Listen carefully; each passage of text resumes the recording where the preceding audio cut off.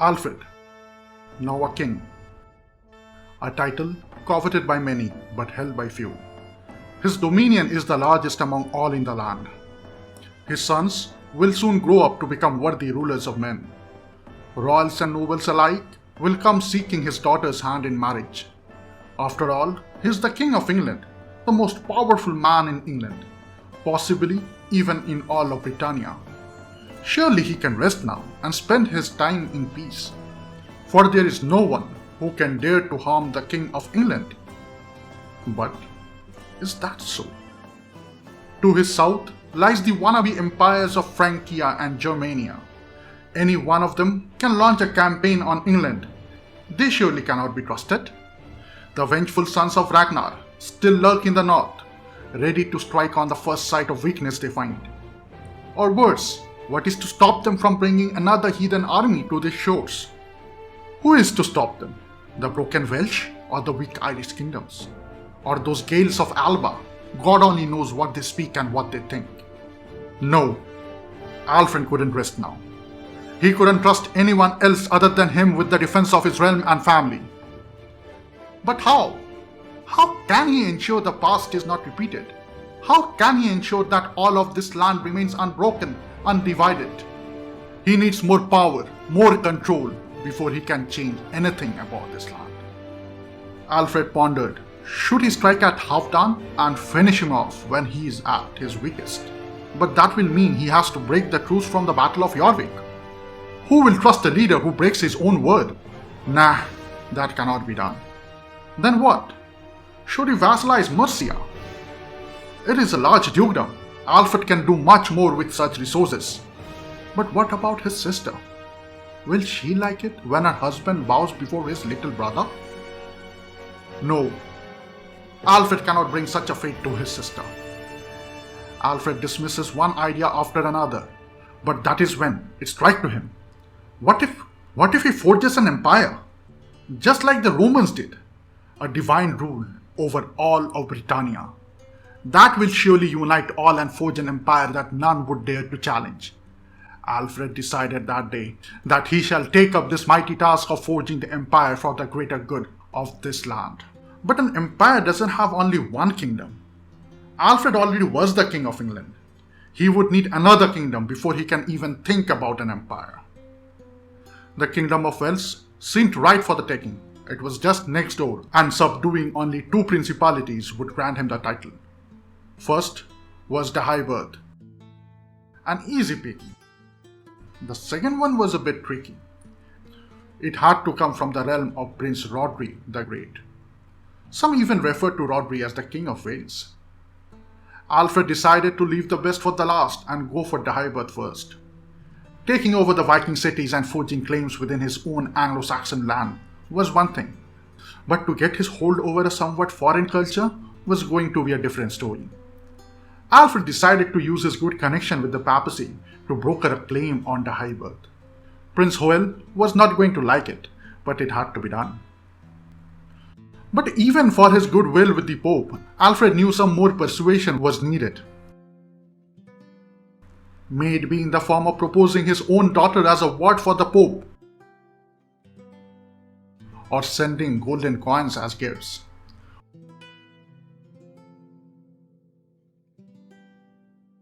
Whatever and however it might have been, but Alfred had finally managed to convince the divine authority that he was a better fit to rule the high birth than Prince Hoel. With the claim granted, Alfred waited no time, but marched straight to Wales.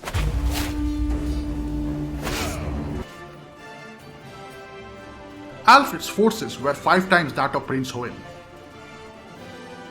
But he also knew, even though his victory was certain, his rule over an unknown culture might not. Learning the language of his new subjects should come in handy.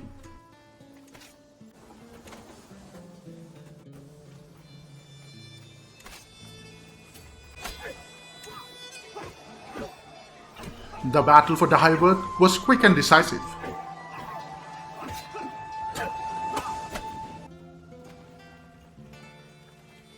Before the beaten armies of Hoel could even run back to their capital, it was already captured by Alfred's forces. Some of their allies tried to stand and fight, but for a man who had defeated a Ragnarson, they were no match.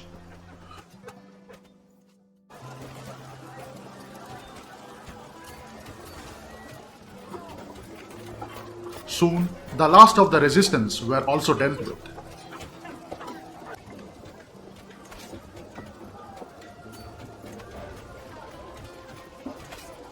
And with the last of Wales cities falling to Alfred, the victory was complete.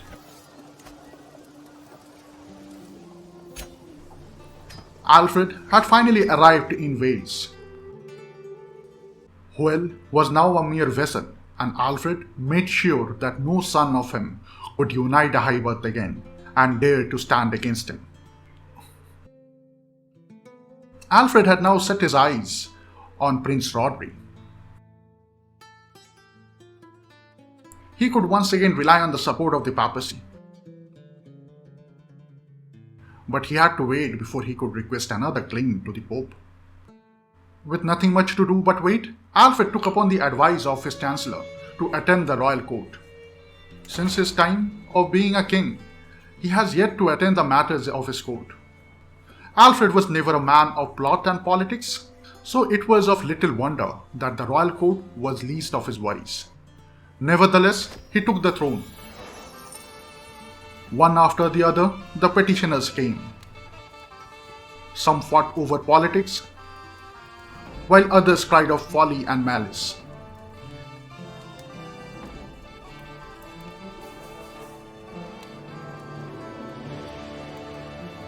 Even Alfred was made to decide on fashion choices of the court.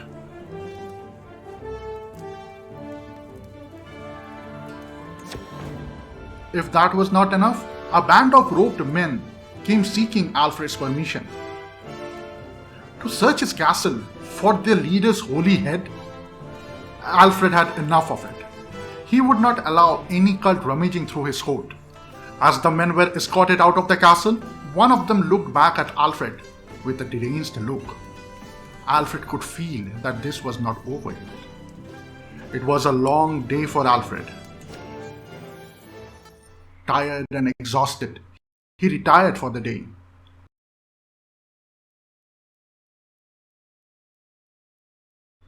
Sire?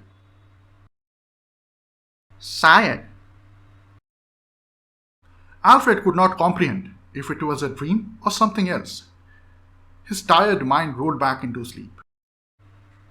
Sire? Sire? He heard the voice again. Opening his eyes, he jumped off his bed. It was the same deranged man, holding a scalpel to his throat. I suppose if you bar us from seeking the head, we would settle for yours. Sorrow town and signing. What ludicrousy is this? Alfred jumped off from his bed and grabbed onto his sword. After a brief skirmish, the guards came in and dragged the man into the dungeons. Alfred had enough of this courtly politics and madness. That day, battlefield felt far more safer for him. And thankfully for Alfred, the battlefield soon called for him. His truce with Halfdon had ended, and his claim on North Riding was fabricated. Enthusiastically, he declared war, once again, on his old nemesis.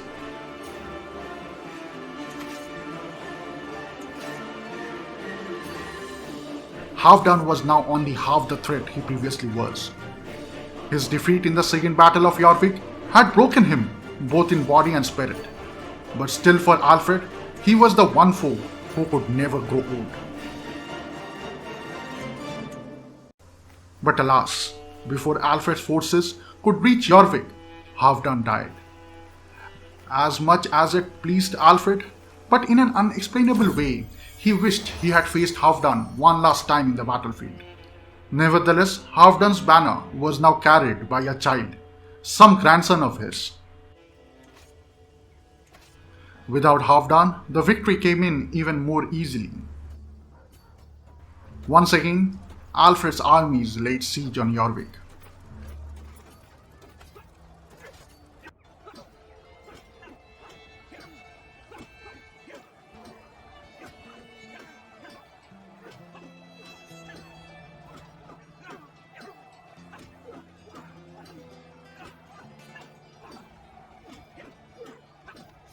As the last of the resistance fell, so did North Riding, one more county in the name of Alfred.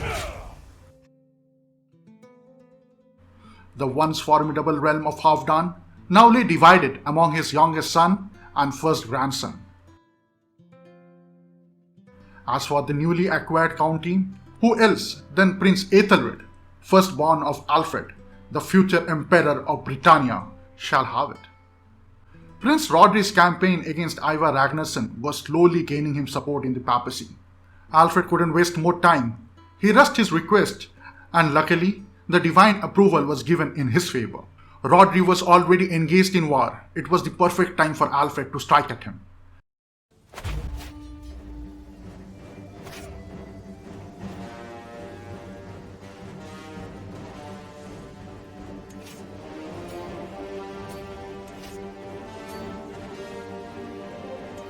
At first, it all seemed to be going in Alfred's favor. But soon, it all turned sour for Alfred. Allies of Rodri started joining the war. Rulers from Francia and Ireland came to his aid. Alfred knew he could never trust them. But when Mercia joined the war in Rodri's favor, that is what hurt Alfred the most. He had always wished well for Mercia. The alliance between Wessex and Mercia was forced by his father. His own sister was the queen of that land. His own brother fought alongside Burhed. Yet now, instead of standing by a fellow Anglo-Saxon ruler, Mercia chose to side with Rodri. It was now getting personal for Alfred. Wales, Ireland, and the rest of England all stood side by side against Alfred. At least now Alfred knew who his enemies were. If it not had been for his Bavarian allies, things could have become more difficult for Alfred. But even with their support, this war was going to be messy. All of England would see blood. As Alfred's forces laid siege on Rodri's capital, the armies of Rodri and Burhed marched towards the northern cities of Alfred.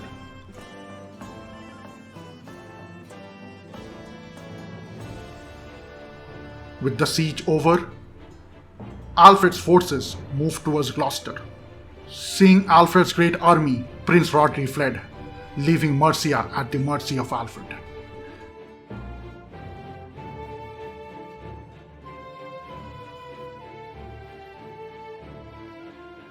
The divided forces of his enemies became easy picking for Alfred. After Alfred defeated Rodri's army, he made his move towards Mercia.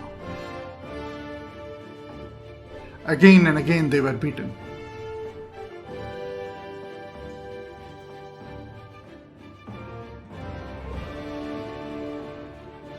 For 3 long years, the war went. But finally, Alfred brought Rodri down.